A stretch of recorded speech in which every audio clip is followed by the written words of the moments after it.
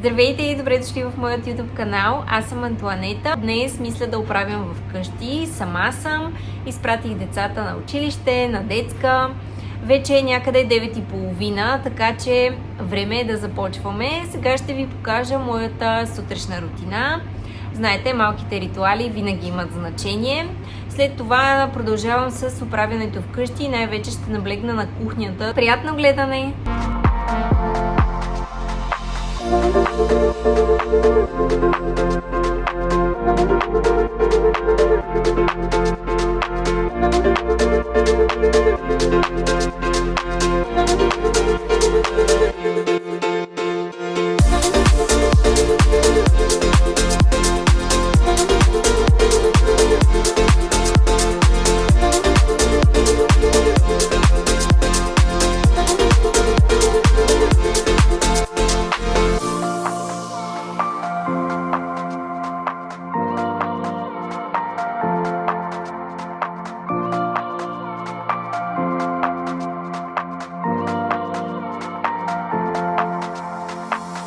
Искам да ви споделя за ето този свичер, който си го взех от Пепко.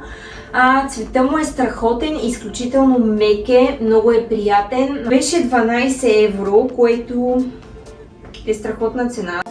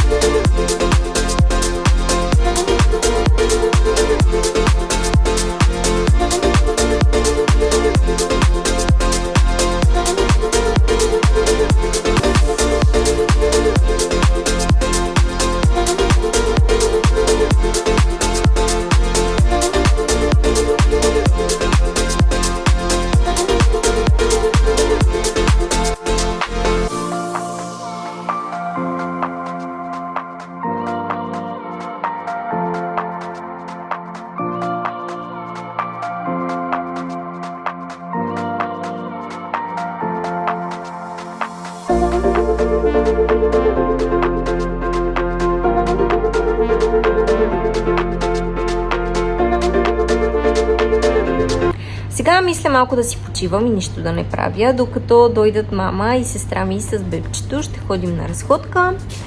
Аз вече съм готова, облечена. Остава само да облека и Майло и отиваме на разходка. Нали, бебче? Нали?